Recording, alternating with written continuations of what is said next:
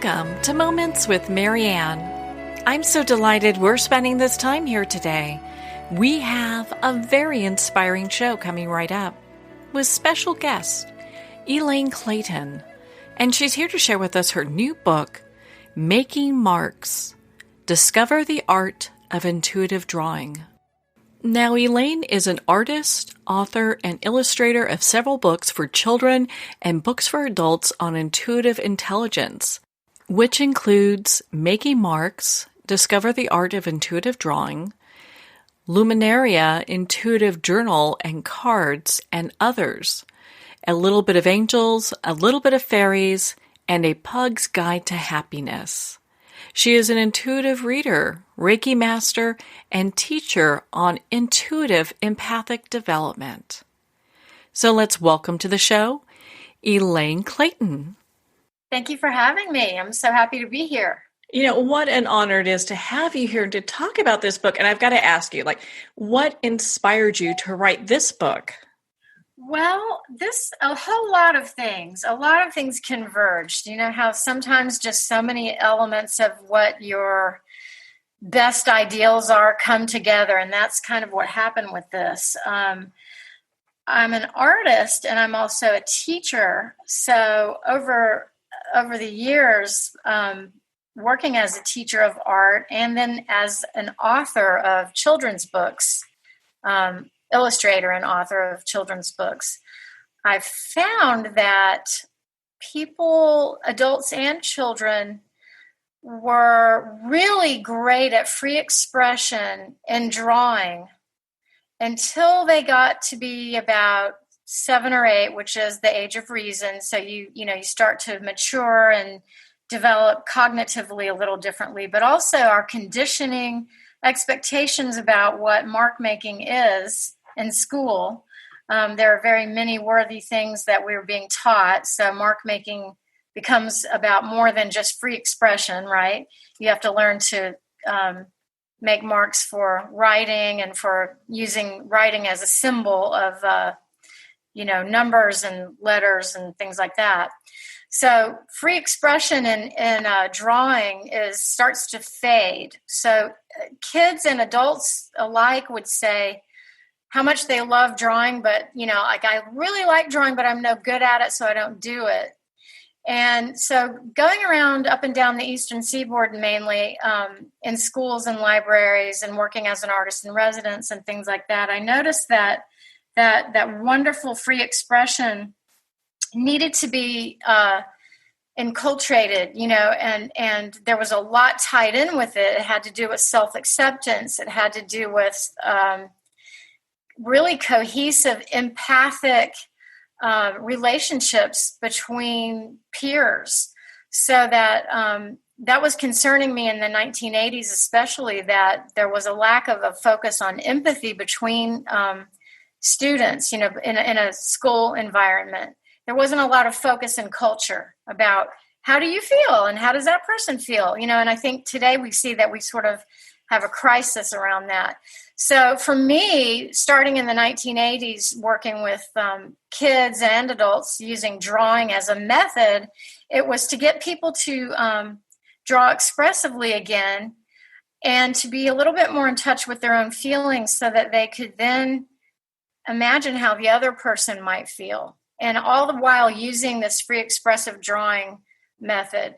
And then later, with intuitive intelligence and intuitive studies, this kind of tumbled out so that it made a bridge between, the free expression and intuitive empathic development. So it all kind of came together. And I don't know if you could understand all the way I expressed that just now, but it's like a whole bunch of things came together. It sounds like it. You really had this convergence of all these different expressions. And what's really interesting, a lot of times when people hear about intuition and then also drawing, they don't really think that there's a correlation. And you've brought those two, they dovetail so well together. Yeah, I think that what happens is we tend to think of drawing as either scribbling on one hand, or you have to be talented and it has to be a rendering, it has to look like the thing, the object, a person, place, or thing. I call that nouning a drawing, making it look like the thing. And those are great things to do. I'm a figurative artist. I love drawing and painting people. So I love to capture a moment in time. I love to do still lifes too. Those are wonderful things. But our human propensity to naturally, innately need to make a mark, just like the original cave painters, that is so essential to who we are as creators, and it's so accessible and so easy. That should never fall away. So the idea that you have to be talented or you have to render to draw, I think, is a mistake, because if we think of mark making, which again is so natural, as something you should only do if you're talented, then what happens is you end up with a lot of people disconnected from something very core about humanness, and that is that we are born creators, that we have so many experiences, and we have emotions about those experiences. We have a lot of feelings about what we go through, and we have a lot of thoughts. And one of the ways that we express all that, if we're conscious about it, and sometimes we're not, we're unconscious about it, but one of the ways that we can become more conscious is through some kind of creative pursuit, some kind of creative practice. So mark making is really simple. And if you have a freestyle way of making marks, you don't have to overthink it. You just get to express yourself. A lot of times people feel that way when they're doing yoga. That's another way to be expressive physically without having to think. So stream drawing, which is what I call it, it's a stream of consciousness drawing, is a way of making marks that gets you into a creative meditation, sort of practice. So other people may have a very well-developed creative process that makes them feel good. Some people knit. Some people, I don't know, what do you like to do? Some people really got involved with the adult coloring craze. They just realized how much that felt good. Making a collage is also really fun. Anything that feels fun and makes you feel like you don't have to, dread doing it, whether it's super well developed and something that you've done for a long time, or it's something that you just love doing and look forward to doing. It's, really good to have a way to express all the feelings and thoughts that we have. Otherwise it comes out in dreams, but, we need to also in our waking time have a way to get out these feelings and thoughts. It's constructive to do it that way, and it's empowering to do it that way. So what if you have somebody that says, you know what, I'm not really good at art. I can't draw, and all I can do is doodle. What do you say to those people? Well, I say this is what I would say, that doodling is drawing, and that I don't know where that word doodle comes from. It sounds, on one hand, it might free us up and let us draw without being too attached to the outcome, which is wonderful because that means you can draw without worrying about it. But on the flip side, the downside of that word doodle is it sounds ridiculous. It has no merit. You should probably throw it away afterwards. Most of us don't have a collection of our doodles, right? Because no one thought that they were very valuable. It's another way of saying drawing isn't really important, and there's no value in it. So the reason why I call this freestyle drawing stream drawing is because I recognize that when people were quote unquote doodling, they were doing something really profound. They knew they felt really good while they were doing it. They were either concentrating in a way that made them feel good, or they were expressing in a way that made them feel relaxed, maybe during a meeting while they were listening, or they were on the phone or something back in the day when we weren't on the cell phones all the time. I don't know if anyone draws while they're on a cell phone anymore. But, there are times when people just pick up a pencil and they, quote unquote, doodle. But instead of saying that that's not very worthy and it doesn't matter and it's just silly, I think that we're entering a stream of consciousness flow that has a lot of worth in it, and that something profound is going on, and we need to pay attention to it and acknowledge it and actually pronounce it a little bit more and find what's in it for us and do more of it. That's what I would say. Well, you just touched on a whole lot that I want to unpack here. So. Okay, let's do it. Yeah, let's do it. Let's hop into this. So, so when people are drawing, and I know these are probably really basic questions, but just any question is good. Oh, good. Well, so let's say somebody is doing some drawings, but how do they know if they're actually doing intuitive drawings or all drawings intuitive within themselves? Well, that's an interesting thing. Some things connect us intuitively more than other things. You have a left brain and a right brain. So we have a lot of emphasis in our culture on logic and reason. We completely have dismissed, for the most part, feelings, emotions, creativity, empathy, really any component of that you might sort of characterize as spiritual or ethereal. We have had very low tolerance for any conversation like that. If someone said women's intuition or I have a hunch, you might get away with saying I just have a hunch, but we don't listen to it half the time. So it's been dismissed a lot. So we overly emphasize the other part of the brain, but we need both sides. We need to be able to be emotional and imaginative and creative and empathic, as well as logical and rational and reasonable, right? Use all of those, use our whole brain. And so there are types of drawing that put us on alert, that make us feel that we must be correct.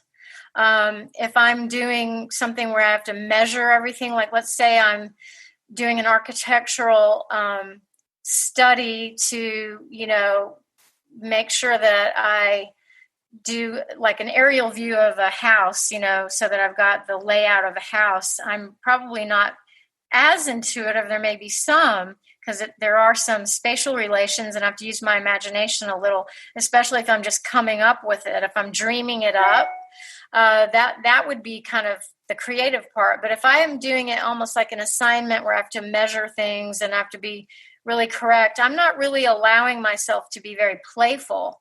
So the intuitive part is more so shut down. The way that I get people to be intuitive and allow themselves to feel that and allow it to flow is stream drawing is a method that takes you back to the way you drew when you were really little, when you were making marks without being self-conscious. Toddlers had no inhibition. When we were, 1 and 2, we didn't even know we weren't allowed to draw all over the walls, right? There was nothing. You couldn't make a bad mark. You just knew that it felt great. And so to get people to go back to that place where they're not self-criticizing, I have you use your non-dominant hand and close your eyes. That way, people go, oh, wow, okay, I don't have to try to be in control. There's no way I can necessarily draw it right or wrong. And there's no right or wrong here about it. And since I can't see it, I can't judge it and stop myself. So that allows the person to shut off the part that wants to make it so, so logical and rational that it freezes us up. And the intuitive side can be allowed to emerge more so. And then you can be more in touch with how it feels to be making the mark and how it feels to be in that emotional place where we open from the heart and we're not so much using our mind to discern. We're actually opening from another place. We're connecting to how we feel about um, the movement that we're making and to the sound that the pencil makes on the paper and more subtle things. Now, those things are happening all the time, but we don't stop to think consciously about the impact it has. And that's the same thing with the visual imagery and its impact on us. We are inundated with visual imagery all day, and it makes us feel a certain way, and it makes us think about ourselves in a certain way. And we know it. We know it so well, but we don't use it to build each other up. How our society uses it is to sell stuff to each other by triggering fear mostly. So the way that we get inundated with visual imagery in our society is to tell us, I'm not thin enough, my hair isn't thick enough or straight enough, I'm not the right color, or whatever it is. I don't have the right this, that, or the other. I must go out and buy it now. Something else, someone else looks better. Do you see how that works? So we know that visual imagery is really empowering, for us, but it can be a negative or a positive. And the act of drawing and making marks and being in that sort of creative way is also just as powerful, but we don't use it very often to give ourselves that empowerment. So that's why I love teaching it and encouraging people to pick it up again, because I think that it aligns us with our own ability to center and to, actually be more conscious of the way these visual images impact us, and then to be able to acknowledge in a waking state how we feel about things. A lot of times our dreams try to tell us in a visual way how we feel about things, but we're not even encouraged in our society to talk about our dreams or to process our dreams. That's considered weird. Yeah, it sure is. Isn't that sad? And that's one of the best things we have for understanding ourselves. Well, and how about if people are wanting to draw like a past memory, good or bad? How does that play into all of this? So like if someone had a memory and they wanted to try to illustrate it? Yeah, something along the lines of that. Maybe it's something they want to get out or they feel they need to draw. Well, with stream drawing, I can say this. A lot of times when you close your eyes and you use your non-dominant hand and you don't know what it's going to look like, right? Here's how it might happen with a stream drawing. Often you're just doing a creative meditation, stream drawing flow. You close your eyes, non-dominant hand. You have no idea what it will look like. Then you open your eyes, and the second stage of this is gazing in a daydream way, looking at the drawing. You may see something in that imagery that directly reminds you of one of those memories. And it could be a beautiful memory or it could be a disturbing one. It gives you a moment to contemplate its effect on you, to, spend a few minutes. Wow, that happened. To acknowledge that you went through something, to maybe make notes about it, to decide what more you'd like to do with it as far as processing it. So that's one way in which some of that imagery can come up. Another way is you may say that you have a specific thing that you are thinking about that you can't really, you're having a hard time. I sometimes, let's say, have something that bothers me that I really want to understand better. I might write at the top of a blank piece of paper that exact thing. Like maybe it's something from childhood that happened. And maybe it sometimes bothers me because I'm not finished really dealing with it, or my memory, the way memories bother us at times. Memories visit upon us when we don't even want them to, right? So let's say there's something that I remember that I really don't want to have hurt me anymore. And I think maybe I need to think about it one more time and see why it keeps coming up. I might write it on the top of the page, just a simple sentence, about that, and then close my eyes, use my non-dominant hand, and dedicate the stream drawing to that subject. Then when I look at the drawing, when I gaze at it and meditate on it and trust what comes, I might see images that seem to have nothing to do with that subject, but when I spend a little bit longer meditating on it, I actually might find that there are certain images that actually do have a connection, but I never would have connected them previously.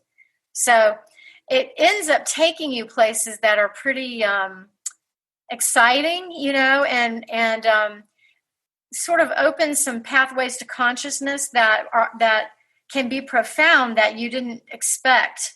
Sometimes a pattern exists where, some memory, a certain thing happened, and then those patterns, happen again in later life, but they show up in different forms. So you might see imagery that doesn't directly connect with the incident in its origin, but it connects with other things that have happened, and you see that there's a pattern. You see what I mean? So now if you wanted to talk about someone just needing to draw a drawing that represents or kind of illustrates a memory that they had, I think it's wonderful. I mean, I think drawing out, expressing through drawing, if it feels good to the person, about any emotion is really good. My only thing would be to say, as long as they're safe, as long as no one stands over them and analyzes it, we don't need anyone. That's one rule about stream drawing. Like if you did a stream drawing, I'm not allowed to hover over your stream drawing and say, oh, I know what that means, because it's only for you to interpret. You might invite me to talk to you about it, but if my interpretation of your stream drawing is always a projection of what's going on with me, it's never really about you. It would tell you more about me. People love to look at someone else's art and judge them on it. And so my only rule about it, if someone said, I have a bad memory, I want to draw about it, the rule for me would be, it has to be completely safe for them. No one's allowed to make a judgment about the drawing or about that person's emotions. Otherwise, it really is it's sort of abusive. Yeah, that can get into a little bit of dangerous water there a little bit, because if you are opening yourself up in a creative way and then you have someone who's belittling you, that doesn't really serve any purpose. It'll probably have you stop before you get started. Well, that's why people don't do it, because they have had plenty of that. Oh, you doing a little doodle there? You doing a scribble? When are you going to grow up? That doesn't look like that at all.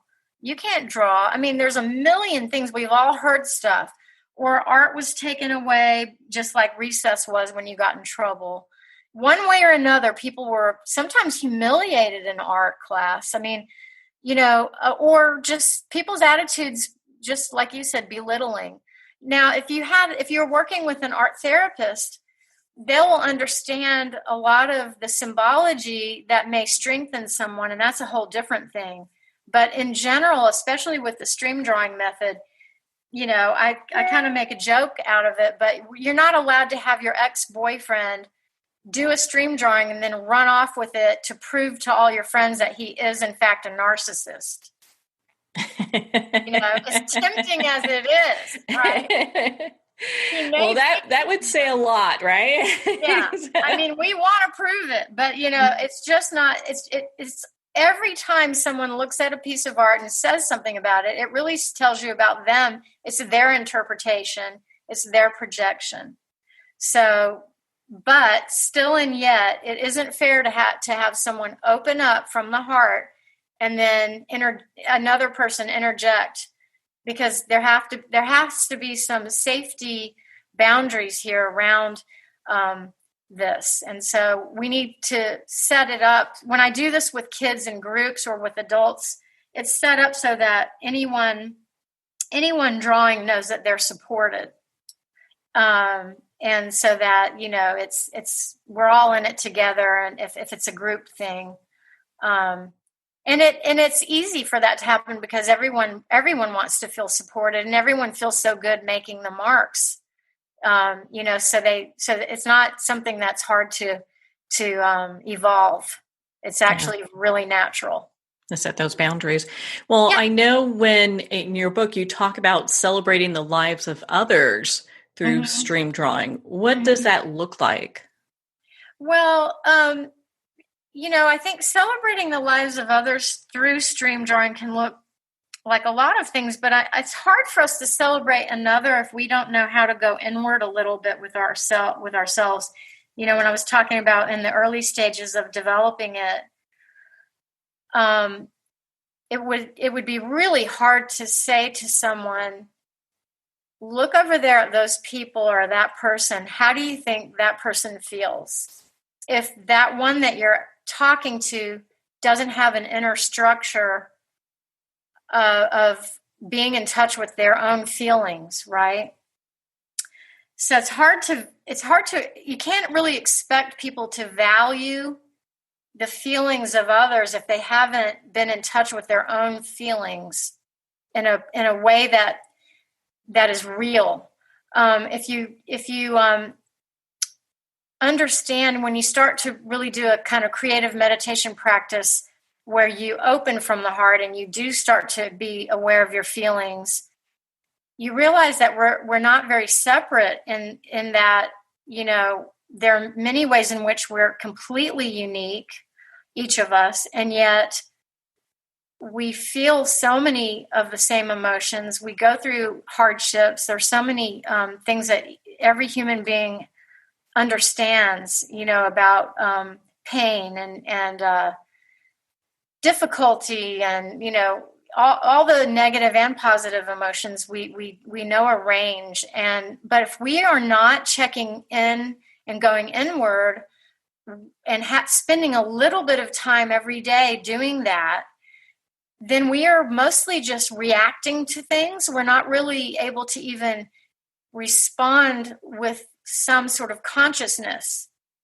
And so it's hard to be able to celebrate someone else genuinely without that empathy, without that emotional intelligence. It does require an inner dialogue.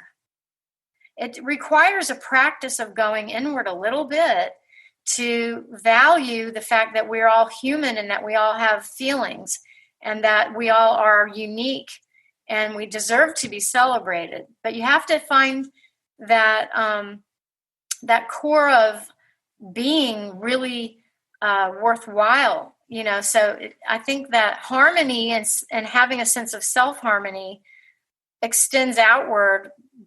So it's kind of like having the harmony within sort of gets expressed outward, if that makes sense. Oh, it does. And I love how you go into really deep detail in your book in regards to that and just in regards to making marks altogether. My goodness, we can spend hours talking easily on this topic. There's so much to unpack here.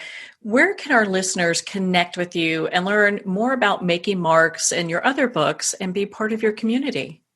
Oh, well, thank you so much. Well, ElaineClayton.com is my website. And on that website, on the About page, you can find links to, my social media. So that's one way. That's probably the best way to reach me. And you can get the Making Marks, Discover the Art of Intuitive Drawing. If there's a bookstore in your neighborhood, I would say order it or find it there first, because we're trying to keep bookstores alive, right? Or you can get it on Amazon. I mean, there are countless ways to get the book. It's with Beyond Words, Simon and Schuster, Atria. So it's out there. And I think, did I tell you enough information about how to find me? Well, and real quick too. So if people are looking for, let's say, like readings or maybe Reiki sessions or maybe classes.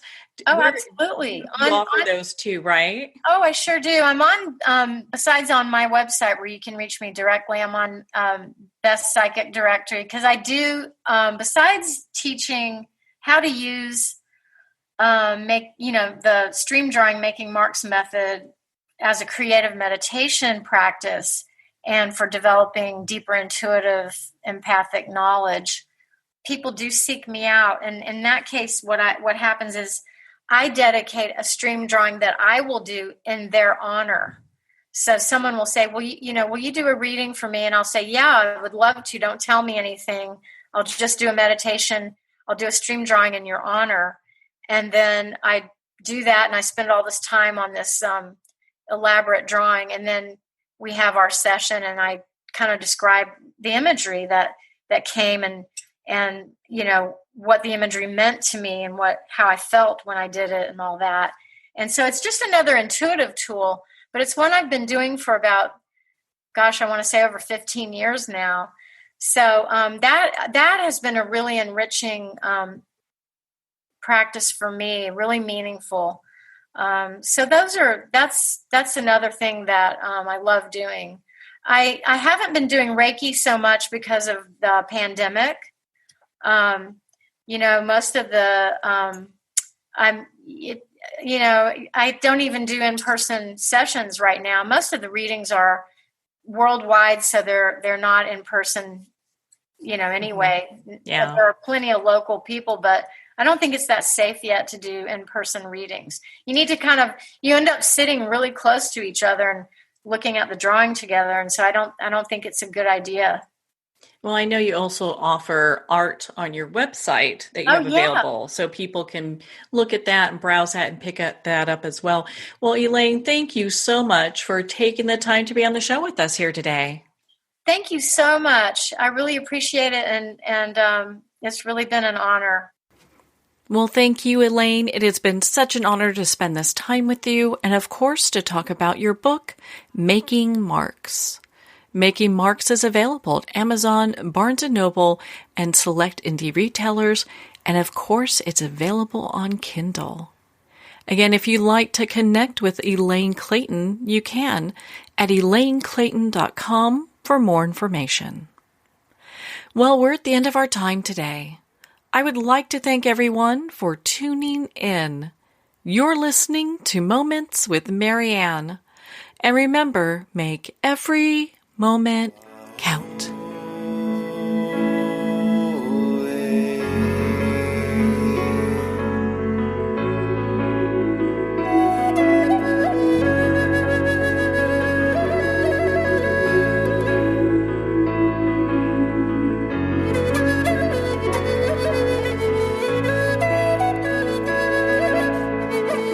In a single moment, your life can change. Moments with Marianne is a transformative hour that covers an endless array of topics with the best of the best. Her guests are leaders in their fields, ranging from inspirational authors, top industry leaders, and business and spiritual entrepreneurs. Each guest is gifted and a true visionary, a recognized leader in her own work, and while teaching others to develop, refocus, and grow, Marianne will bring the best guest and sometimes a special surprise. Don't miss this. You never know just which moment will change your life forever. Moments with Marianne airs every Sunday, Monday, Thursday, and Friday at 8 p.m. Eastern and 5 p.m. Pacific Time. Make sure to tune in and visit momentswithmarianne.com for more information.